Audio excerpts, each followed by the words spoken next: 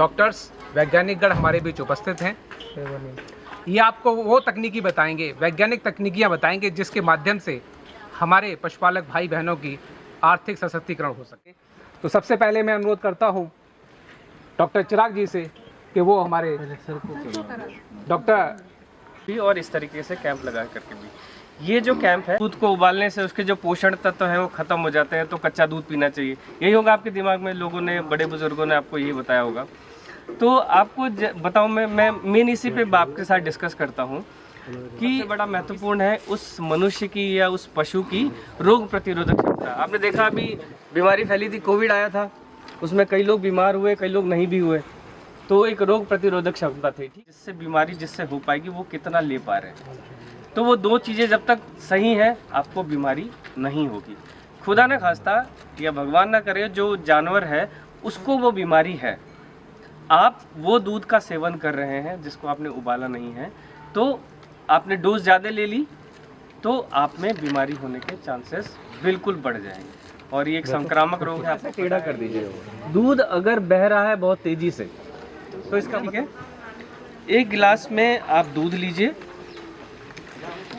और उसमें इसको इतना गहरा होना चाहिए वो ग्लास कि उसमें आप ये छोड़ें तो ये मतलब नीचे तक जाए लेकिन ये डूबे नहीं, ठीक है। इससे बड़ा होना चाहिए वो ग्लास, ठीक है। आप दूध को डालिए और उसमें इसको डुबा दीजिए, ठीक है। तो दूध की जो है, एक जो नॉर्मल दूध है उसकी रीडिंग यहाँ पे आएगी 32 के आसपास, जो गाय का दूध है, ठीक है, 32 के आसपास आएगी। लेकिन अगर आपने इसमें पानी मिलाया हुआ है तो ये ज़्यादा डूबेगा, तो ये इसकी रीडिंग इसके ऊपर आएगी। जो दूध बांटा है सीधा दे आए वहाँ पे, अगर 1 लीटर में भी आपके 2 रुपये 3 रुपये बच गए तो महीने का बहुत हो जाता है। सबसे आसान तरीका तो ये है। दूसरा तरीका ये है, दूध आपका उसी दाम पे जाएगा जिस दाम पे सब कोई ले रहा है। बना लो। अब दूध के साथ समस्या क्या है, गांव में बिजली की समस्या है। मान लीजिए 10 लीटर आपने 10 किलो दूध कर लिया और बिका है नहीं तो शाम तक खराब हो जाएगा, तो कैसे बचाएं उसे? जमा देंगे, उठा के नहीं जमा देंगे, सबसे बढ़िया तरीका जमा देंगे। आसान तरीका है पनीर बनाना, बनाते हैं घर में? बनाना सबसे आसान तरीका है पनीर बनाना। 1 लीटर पानी उबाल लो, पानी उबालने के बाद उसे भी साथ में उसी तापमान पे ठंडा होने दो।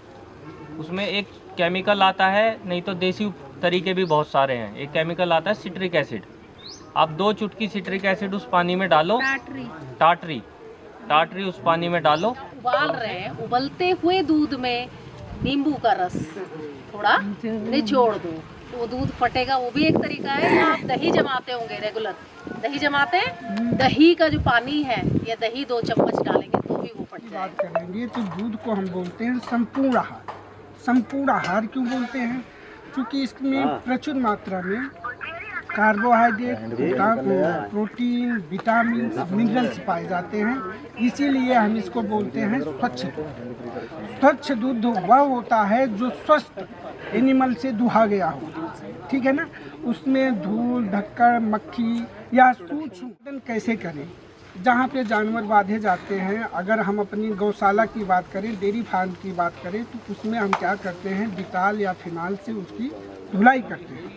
साल भर में 2 बार हमसे क्या भरपाई के लिए हमें पशुधन बीमा योजना का लाभ जरूर उठाना चाहिए। उसमें क्या होता है कि आपको 1 साल में 1 बार पैसा देना होता है, और जो आपकी कीमत होगी जानवर की उसके हिसाब से। और ये भी योजना आपके नज़दीकी पशु चिकित्सा अधिकारी से मिलके आप ले सकते हैं। जैसे कि अगर आपकी 10,000 की भैंस है तो वो आपको पूरा पैसा वापस मिलेगा। तो मैं आप सबसे चाहूँगी कि आप पशुधन बीमा योजना का लाभ जरूर उठाएं।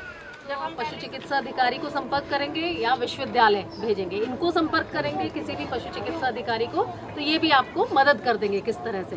वो स्वच्छ एक डब्बा देंगे आपको, उसमें आप दूध का नमूना भेज देंगे और बहुत सारी जितनी जांच होती हैं वो हम करके आपको बता देंगे जो दूध है आपका वो सही है कि नहीं, ठीक है। ये तो जांच सुविधाओं के बारे में मैं बताना चाह रही थी कि दूध की भी जांच, क्योंकि जब आप स्वस्थ रहेंगी तो आप बच्चे को स्वस्थ रखेंगी और वही बच्चा आगे चल के बड़ा भी होगा तो वो पूरा परिवार स्वस्थ रहेगा। और आप लोग अपनी जिम्मेदारी को समझ नहीं रहे हैं। आप लोग जो माताएं बहनें बैठी हैं ये बहुत बड़ा जिम्मेदारी अदा करती नहीं होंगे। एक तो जिम्मेदारी ये है आपकी, दूसरी जिम्मेदारी एक और है जो आप समझती नहीं है। सारे पशुओं का स्वास्थ्य आपके हाथ में है, क्योंकि पशु को आपको खिलाना है, आपको नहलाना है।